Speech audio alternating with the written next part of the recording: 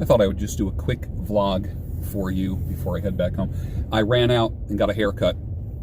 My 291st chair that I sat in. An old Italian barber in Norristown. What do you think?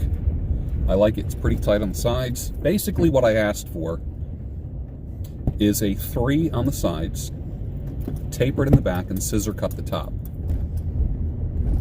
And I think he did a good job.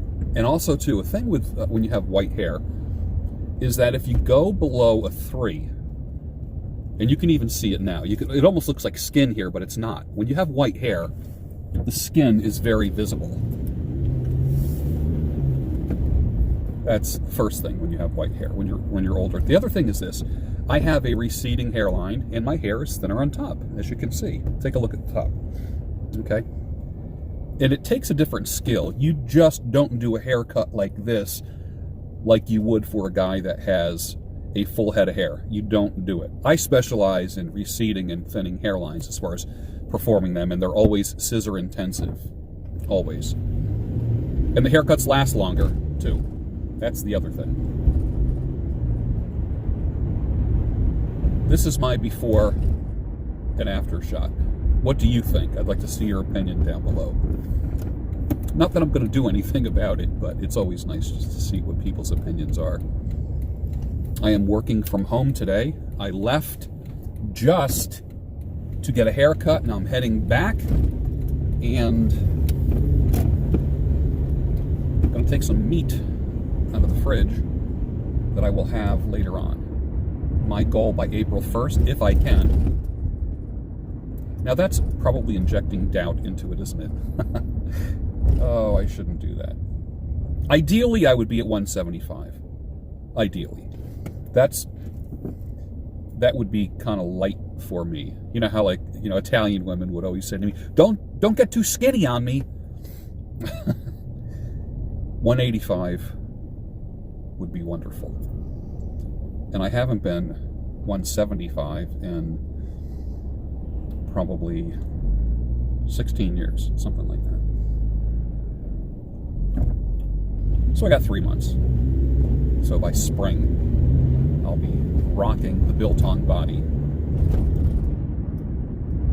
Here's an idea for you for 2020. Do you not like where you live? Do you not like the relationship that you are in? Many times we stay in places that we live because of comfort. We stay at jobs because of comfort. We stay in relationships because of comfort.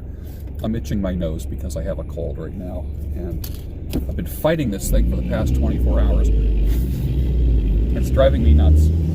And I think it is because I didn't wash my hands after I went to the gym.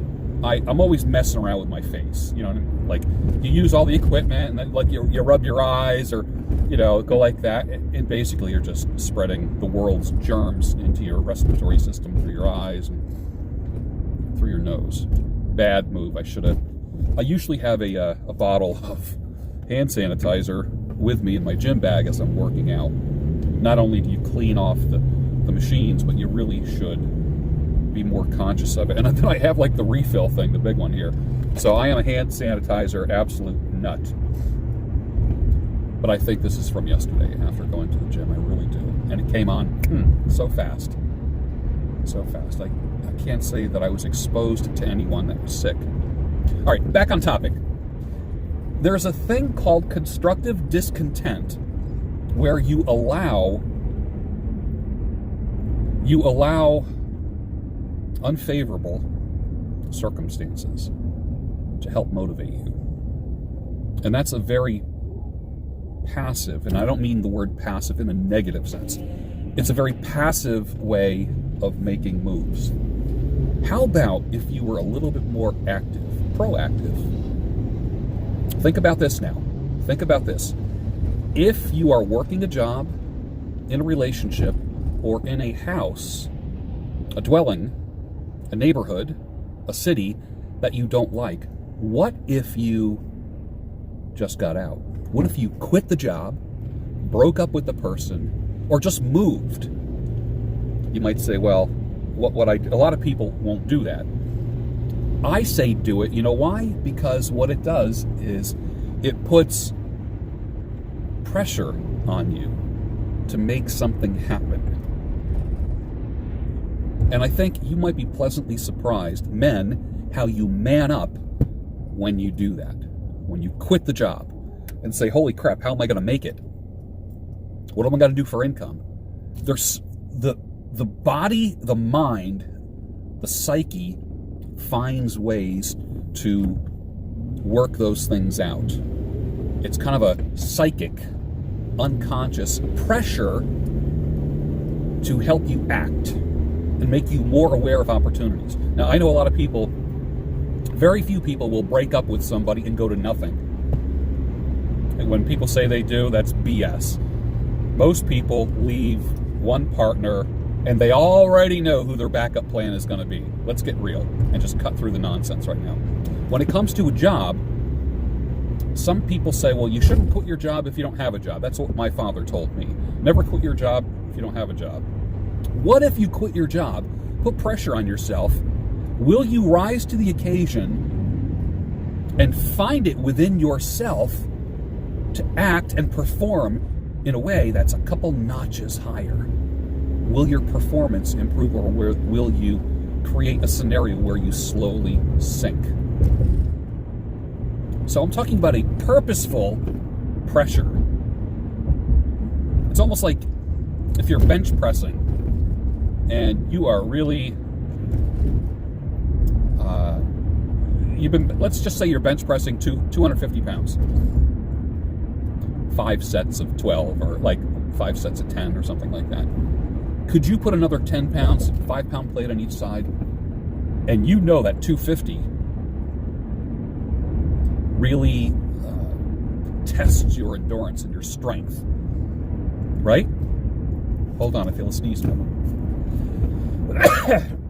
Excuse me.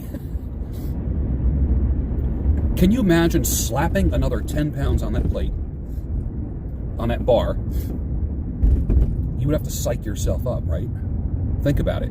You have a workout partner, you tell the person, you know what? Just do it. Put another 10 pounds on that bar.